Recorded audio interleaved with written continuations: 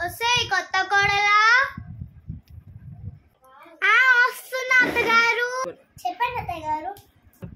కొంచెం కాఫీ తీసుకుని రావే. సరే అత్తగారు. తీసుకోండి అత్తయ్య గారు. ఇదేంటే కాఫీ తేమంటే ఇది ఇచ్చా.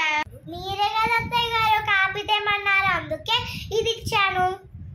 కాఫీ అంటే ఈ కాఫీ కాదే, ఏడిపాలల్లో కాఫీ పొడి చక్కెర కలిపిస్తారు కదా అది.